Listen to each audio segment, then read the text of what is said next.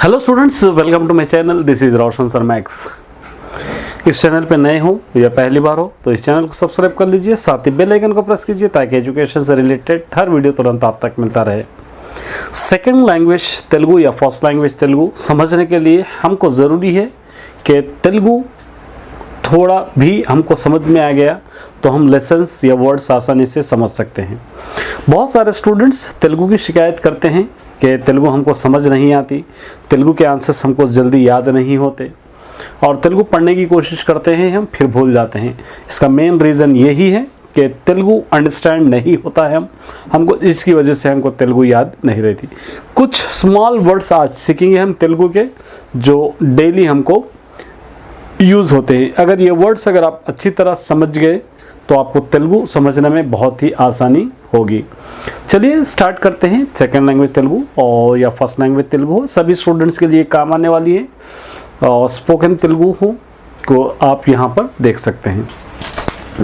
सबसे पहले यहाँ पर देखिए, कर्ता सब्जेक्ट को कहते हैं, कर्मा ऑब्जेक्ट को कहते हैं। ये आपको इंग्लिश ग्रामर जब करेंगे तो एक्टिव वाइज और पैसिव वाइज में भी बहुत ज़्यादा यूज़ होगा।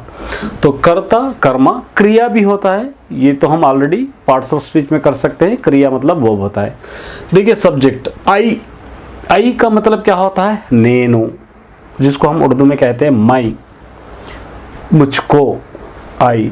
अगर इसका ऑब्जेक्ट देख रहे हैं तो मी मतलब नाकू, मुझको नन। देखिए ये सब्जेक्ट है, ये ऑब्जेक्ट है, दोनों का मीनिंग सेम है।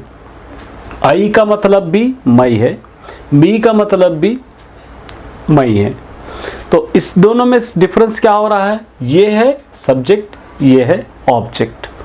इसीलिए जैसा वो मेरे साथ था या मैं उसके साथ था, तो यहाँ पर हम लोग क्या करते हैं, ये कर सब्जेक्ट और ऑब्जेक्ट को यूज़ कर सकते हैं, जिसको हम पॉसेसिव सेंटेंस कहते हैं इंग्लिश में। पॉसेसिव सेंटेंस जिसके अंदर माइन वर्ड्स रहता है। जैसा वो पेन मेरा है, वो पेन मेरा है, दैट पेन इज माइन, वो पेन मेरा है। तो ऐसा हम कहते हैं। नहीं, वो पेन मेरा है अगर स्ट्रेच करते हैं, दैट पेन इज माइन। ऐसे वर्ड्स को यहाँ पर यूज़ करते हैं। तो ये अच्छी तरह आप देखिए, वी, मेमू, मनमु, हम, ये हो गया सब्जेक्ट। इसका ऑब्जेक्ट होगा अज, हमको, हम। ये इस तरह आपको, ये सब्जेक्ट है, ये ऑब्जेक्ट है। कर्ता कर्मा कहते हैं। यू माने मीरू, आप लोग, तुम लोग, नुवु, तुम उर्दू में आता है नुवु। इसको हम लोग ऑब्जेक्ट में लेंगे यू, जो निन्नु मिम्मल्नि, तुमको, तुमको आएगा ये। दे, वारू, हु, वो, प्लूरल वर्ड्स। वो, दे का मतलब वो, देम, वारी की, उनको, ये प्लूरल वर्ड हो गया। उसके बाद ही, अतड़ू माने वो, मेल को इस्तेमाल करते हैं। एक लड़का है तो उस, या मेल जेंडर है तो उसको यूज़ कर सकते हैं, मतलब वो। हिम, इसका मतलब भी सेम होगा। अतनी की, अतनिनी, उसको, उनको। ये हो गया सब्जेक्ट, ये हो गया ऑब्जेक्ट। उसी तरह देखिए शी, फेमिनिन जेंडर है ये। अगर लड़की या फीमेल है तो यूज़ कर सकते हैं आमे माने वो, ये का मतलब वो ही होगा। हर, ये हो गया ऑब्जेक्ट, जिसको आमे, आमेनु, आमे, आमे की, आमेनु हम यूज़ कर सकते हैं उनको। इट, ये नॉन लिविंग थिंग को यूज़ कर सकते हैं। तो इट का मतलब इदी, ये या ओ हो सकता है। इदी, आदि, इट, ये दोनों भी सेम रहेंगे। तो मतलब आई को मी कहते हैं, मुझको। वी को अस कहते हैं, हमको। यू, ये एज इट इज रहेगा। दे, देम रहेगा। ही, हिम रहेगा। शी, हर रहेगा। इट रहेगा। ये सब्जेक्ट और ऑब्जेक्ट छोटे छोटे सेंटेंस है, कई जगह पर आपको यूज होते हैं, इसको अच्छी तरह याद रखना है। थोड़े और सेंटेंस हम देखेंगे। यहाँ पर देखिए, वॉट, जिसको हम कहते हैं एमिटी, क्या। यहाँ पर देखिए, वॉट डू यू ईट, नीवु एमि तिंटाऊ, आप क्या खाते हैं, आप क्या खाते हैं, जिसको हम तेलुगु में क्या कहते हैं, नीवु एमि तिंटाऊ, आप क्या खाते हैं। What do you eat, what मतलब क्या। वाई, एंदुकु, क्यों। वाई आर यू शॉटिंग, क्यों पुकार रहे हो। एंदुकु अरुस्तुन्नावु, क्यों पुकार रहे हो। एंदुकु अरुस्तुन्नावु, वाई। वेन, एप्पुडु, कब। when माने ఎప్పుడు, जिसको हम कब कहते हैं. when did you come, నీవు ఎప్పుడు వస్తావు, तुम कब आओगे. when का मतलब तुम कब आओगे. where ఎక్కడ, कहाँ पर. where माने ఎక్కడ, ఎక్కడ తెలుగు में कहाँ पर रहेंगे. तो where do you live, నీవు ఎక్కడ ఉంటావు, आप कहाँ पर रहते हैं. నీవు ఎక్కడ ఉంటావు, నీవు मतलब तुम, ఎక్కడ मतलब कहाँ, ఉంటావు मतलब रहते हो, आप कहाँ रहते हो, तुम कहाँ रहते हो. which कौन सा, जिसको हम कहते हैं एदी. which माने ఏది, कौन सा.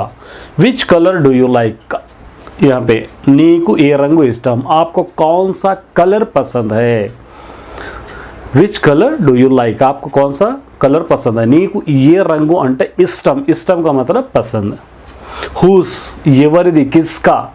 whose मतलब ఎవరిది, किसका. whose pen is this, ये पेन किसका है. ఈ పెన్ను ఎవరిది, ఈ పెన్ను ఎవరిది, ये पेन किसका है. ఈ పెన్ను ఎవరిది. उसके बाद आता है होम.